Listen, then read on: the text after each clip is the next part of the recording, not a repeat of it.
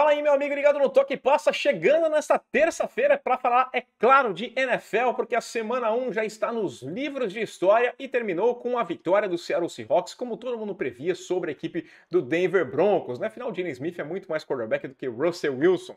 A gente vai falar desse jogo aqui, também vou passar as minhas impressões dessa semana 1, né? Do que eu gostei, do que eu não gostei, e eu quero saber, é claro, a sua opinião. Deixa aí o seu comentário dizendo o que você viu, o que te agradou nesta primeira semana, o que te desagradou também. Quero saber sua opinião, quero sua curtida, ajuda bastante o canal. Quando você dá curtida, o canal cresce graças a vocês. Chegou agora, seja bem-vindo. Já se inscreve aqui no canal também, clica no sininho para ser notificado assim que sair um vídeo novo. E se você puder colaborar, faça como o Jean Gordiano, o mais novo membro do nosso clube de membros, o mais novo apoiador do Toque Passa. Seja muito bem-vindo. Tem um botão aqui em cima, tem um link aqui embaixo para você se tornar um membro aqui, tem algumas vantagens, tem grupo no Telegram, inclusive, Jean, entra lá no grupo pra gente bater um papo de futebol americano, e também faço um convite para você conhecer a Fanatic Sport Nation, uma loja sensacional, tô até usando uma camisa aqui, ó, do Dallas Cowboys, artes maravilhosas, convite, o link aqui embaixo, também um cupom de desconto, 10% de desconto com o cupom TOQUEPASSA, e vamos nessa, roda a vinheta.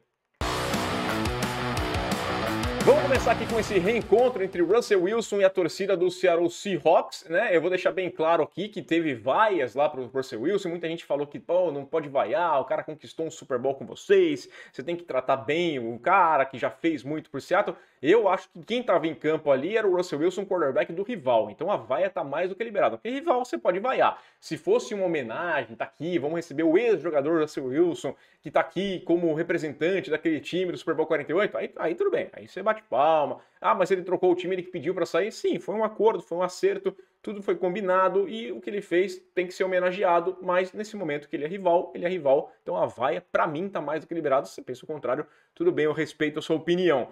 É um jogo que teve uma zebra, eu avisei lá no meu Twitter que isso ia rolar, porque eu tinha tanta confiança na equipe dos Broncos que eu fui lá e fiz a minha primeira aposta nessa temporada. Isso geralmente acontece quando eu estou mais envolvido. Eu faço os meus palpites e geralmente vai dar certo, né? Primeira semana geralmente é meio complicado, eu acertei 9 vencedores de 16 jogos, então 9-7, ok, acima dos 50%, mas o desempenho tende a melhorar conforme as semanas forem andando, mas se eu fui lá e apostei, eu prometo que eu vou parar de fazer aposta desse tipo, vou deixar só para vocês aí se divertirem. Tenho, claro, que destacar a ironia dessa partida, porque o mundo o mundo é um lugar que gosta de piada, ele entende muito de ironia, ele entende muito dessas coisas, porque, cara, não foi uma, mas foram duas as situações em que a equipe do Denver Broncos, né, com o Russell Wilson, ficou na linha de uma jarda, não era nem uma jarda, era polegadas ali, milímetros já para chegar na end zone, e sofreu fumbles, né? Foi correr com a bola e sofreu dois fumbles, uma coisa impressionante. Tá vendo, Russell Wilson? Se tivesse tentado passar a bola, podia ser melhor, né? Claro, uma ironia ali com o Super Bowl 49.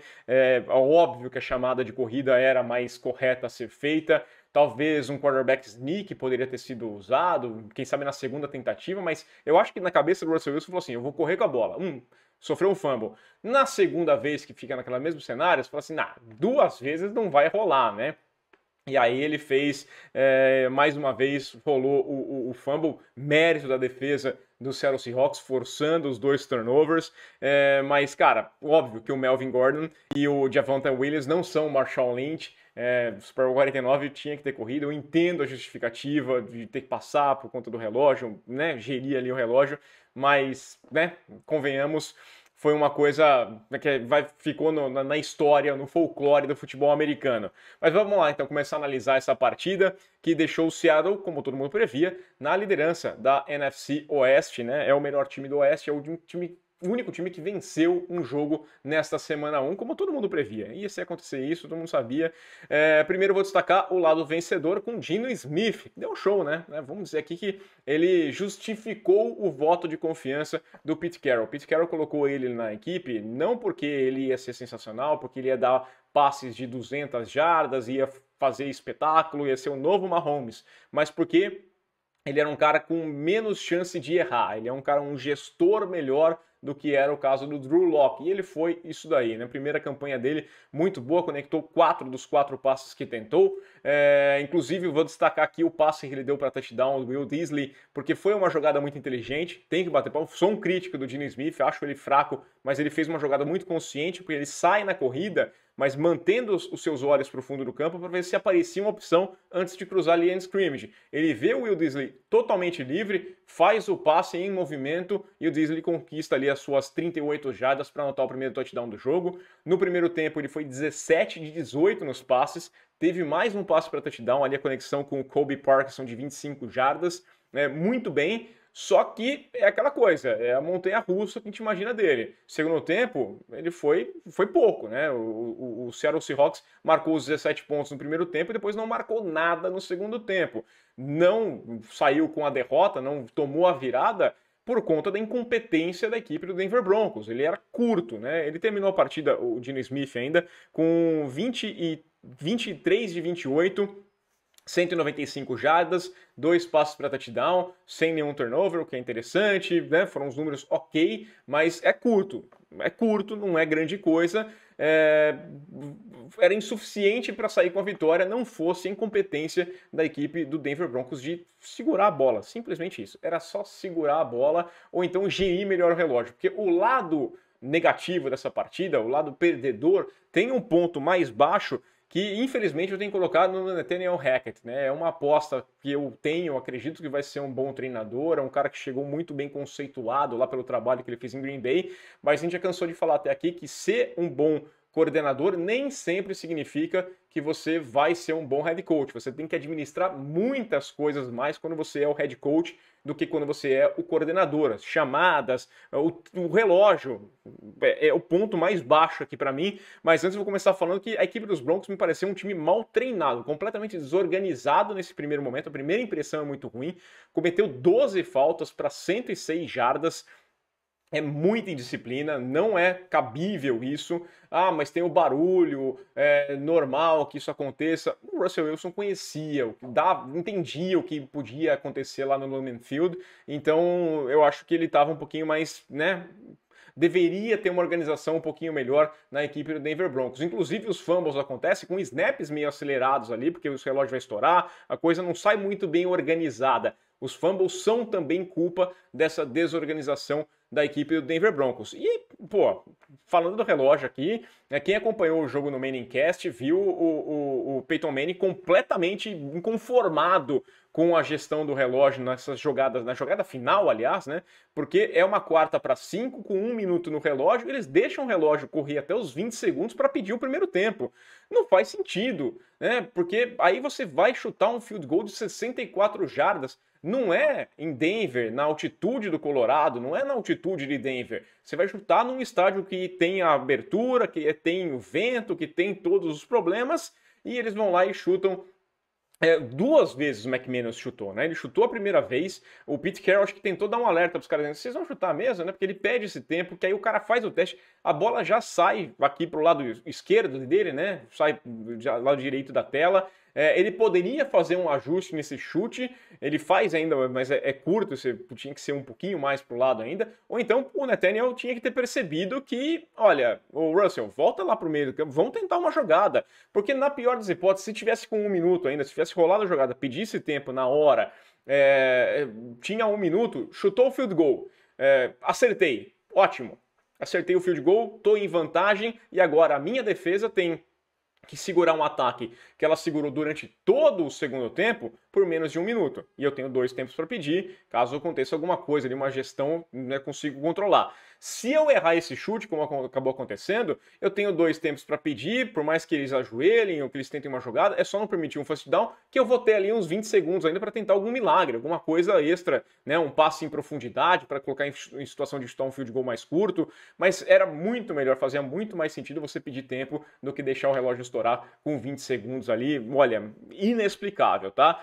A primeira impressão do Hackett não é boa como head coach, tem espaço para aprender, a temporada é longa, mas é claro que pega esse jogo de segunda-feira e usa como exemplo do que você não pode repetir de forma alguma, porque lamentável. Parabéns para a torcida do Seattle Seahawks, o crise no Seahawks, não dá nem para falar em crise do Seahawks aí, ó. Tá vendo? Eu vou ver um jogaço da temporada em Munique nessa temporada. Eu vou lá para Munique acompanhar o Tampa Bay Buccaneers contra o Seattle Seahawks. Vou assistir Geno Smith em pessoa ali, né? Vamos ver como é que vai ser daqui por diante. Não é para comemorar, não é o fim de tudo para a equipe do Denver. Inclusive, acho que é um time que está muito mais.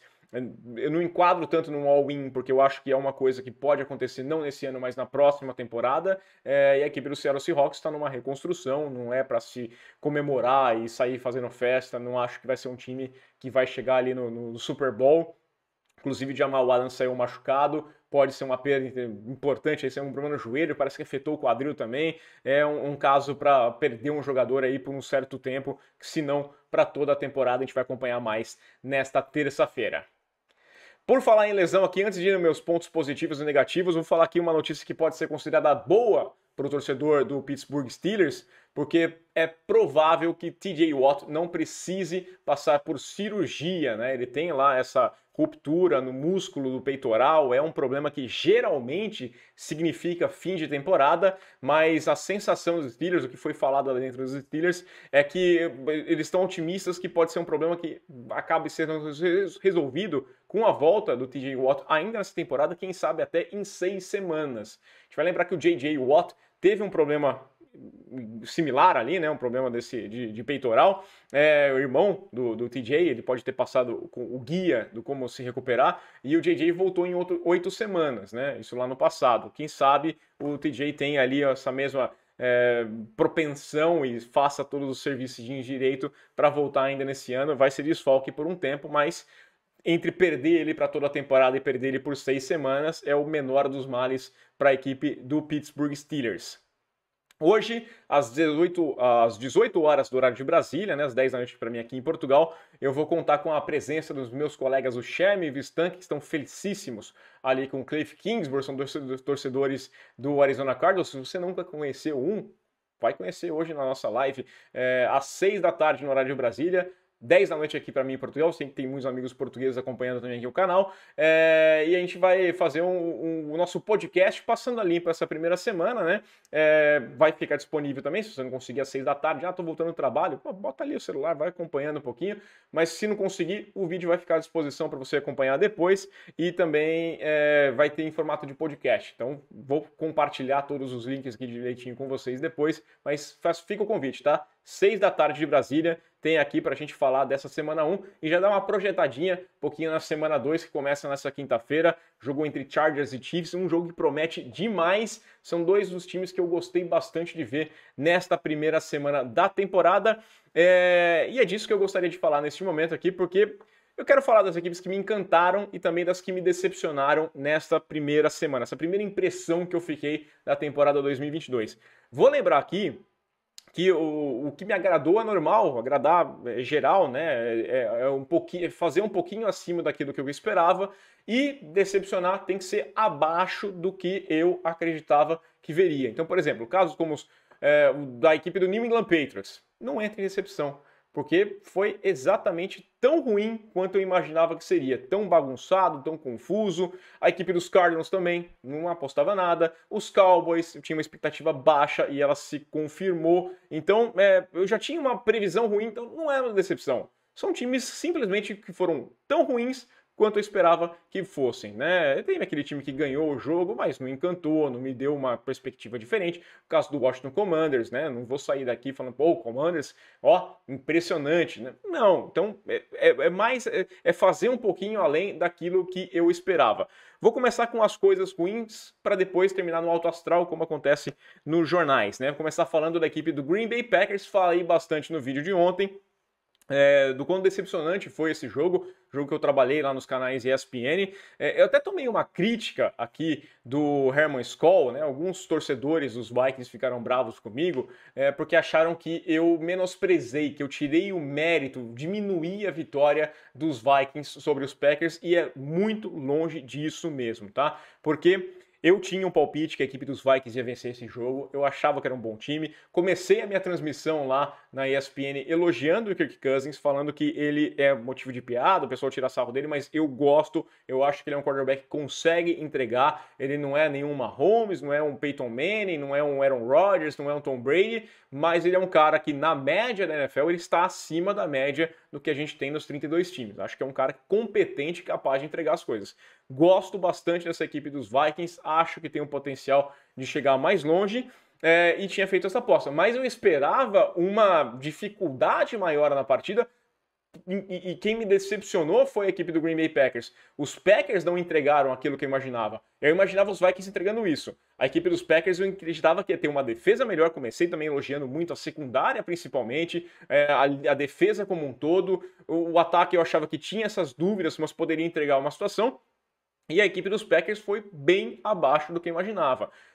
Principalmente, a linha ofensiva ter problemas, o ataque ter problemas, ok. Sem o Bakhtiari, sem o Jenkins, ok, vai acontecer. Os recebedores não passaram confiança. Mas a defesa eu esperava um trabalho melhor. Então é isso que eu estou deixando bem claro. Não é diminuir 1 centímetro a vitória dos Vikings. Gigante, grande, boa, ótima, tá? Dominou o time, pegou uma equipe que tem dificuldades, foi lá e mostrou a sua qualidade e ganhou o jogo. Eu esperava um pouquinho mais de qualidade, de dificuldade imposta pelo lado dos Packers, mas eu acreditava que os Vikings eram um time melhor neste momento, que venceriam um jogo em casa. E Justin Jefferson, ó, que coisa sensacional, que jogador espetacular.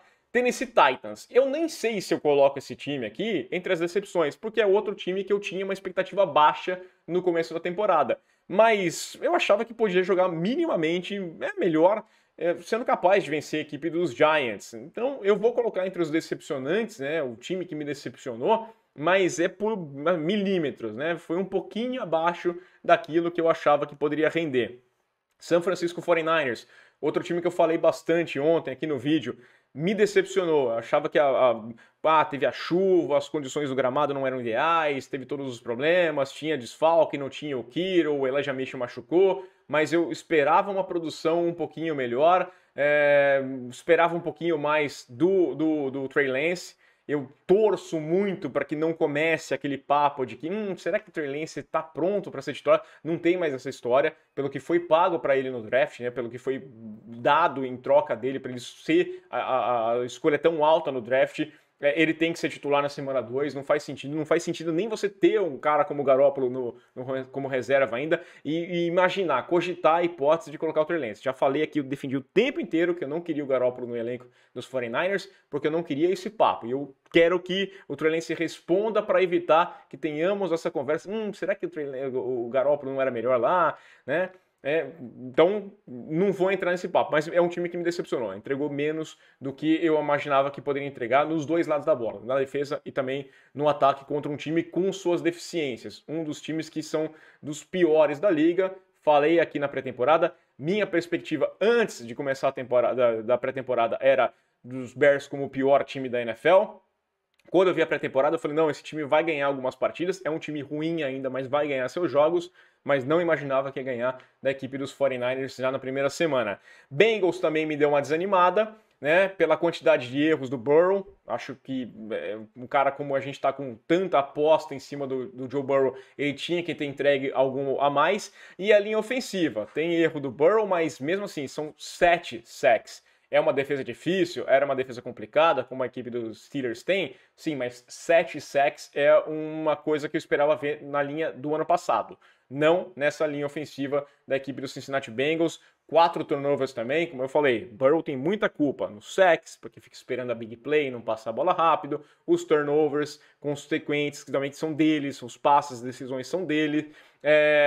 Decepcionante os Bengals nessa primeira semana, apesar de que poderiam ter saído com a vitória. McPherson errou o chute lá, vi depois que o long snapper não era, né, que eu acompanhei melhor a partida ali, o long snapper não era o titular, era o tight end que faz às vezes também, mas não vou botar a culpa no snap não, tá? Veio um pouquinho alto na hora do extra point, mas aí mérito do time de especialistas dos Steelers em conseguir fazer o bloqueio, e até o McPherson falou que deu tudo certo, então foi erro dele mesmo, tá? Tem o lado dele tentar evitar a crítica para os colegas, puxar para si, não tem problema nenhum, ele é um dos melhores kickers da NFL, mas eu acho que dava para ter acertado pelo menos o extra point, mérito da defesa, ou então aquele chute depois na prorrogação para ganhar o jogo, não fica com muita desculpa assim não.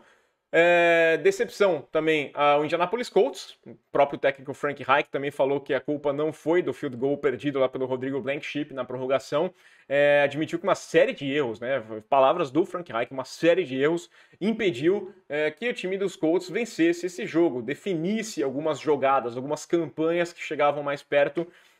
A gente sabe que a equipe dos Colts, eu apostei a equipe dos Colts como vencedora da sua divisão, e estava perdendo por 20-3 no terceiro quarto para a equipe dos Texans, que está num momento inferior, está num momento abaixo, está num momento de reconstrução diferente da equipe dos Colts, que já é um time já mais pronto e apontado como candidato ao título, né? Tá engraçado ver o Matt Ryan dando uma reação no quarto período, né? Mais uma ironia do mundo, mas eu gostei da conexão do Matt Ryan com o Pittman. Acho que isso funcionou muito bem, foram 9 conexões, 121 jardas, o placar é que foi decepcionante esse empate na semana 1. Vindo pro lado que eu gostei, vou começar com os Giants, cara.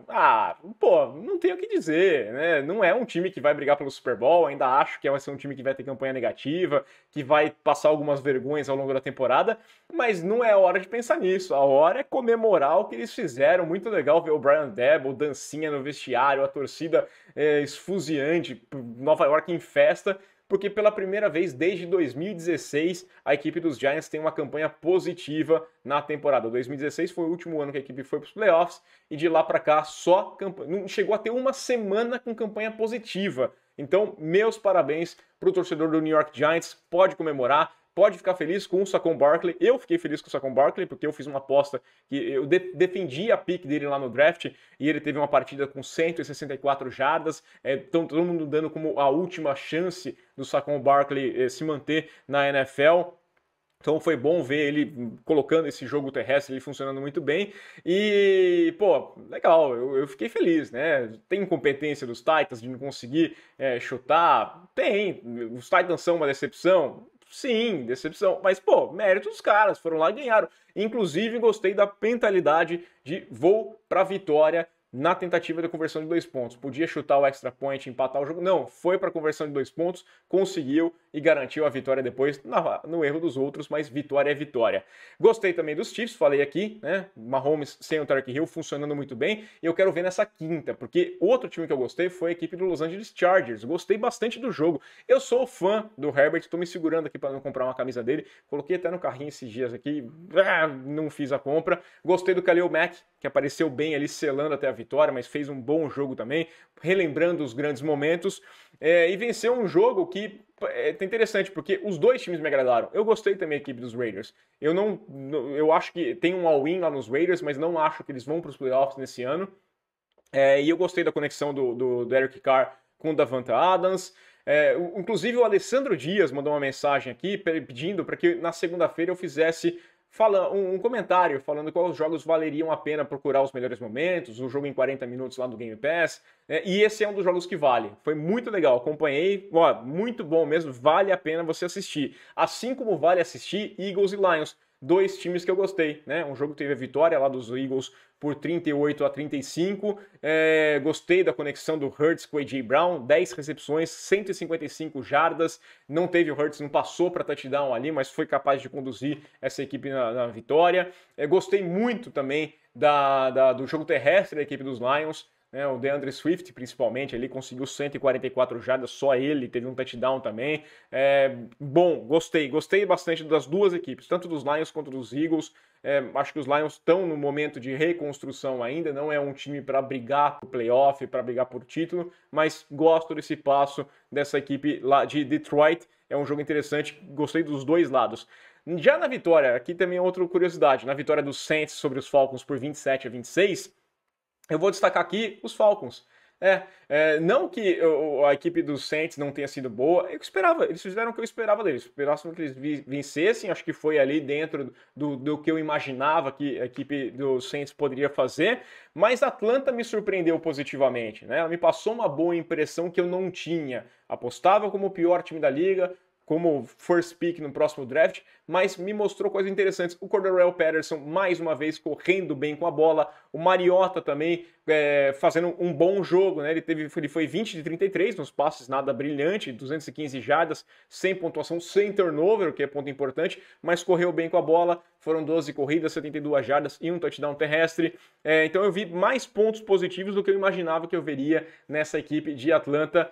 Parabéns, sai aqui como um destaque positivo, apesar da derrota. E me pediram até para falar da equipe do Baltimore Ravens. Aí, eu não sei se foi o hype que ficou exagerado e quando eu fui ver eu esperava outra coisa, né? Mas não foi um time que me agradou tanto. Eu não vou colocar dentro desses times que me encantou, porque eu acho que eles venceram um jogo que eu imaginava que eles venceriam e tiveram alguns momentos de dificuldade mais do que eu imaginava que eles teriam contra a equipe dos Jets, que é um time que já tinha baixa expectativa para eles, principalmente após a pré-temporada, né? Acho que eles foram decepcionantes na pré-temporada. Tava com o Joe Flacco de quarterback, Joe Flacco foi vaiado, pediram o Mike White no intervalo, então o cenário dos Jets era daquele Jets antigo, pior possível.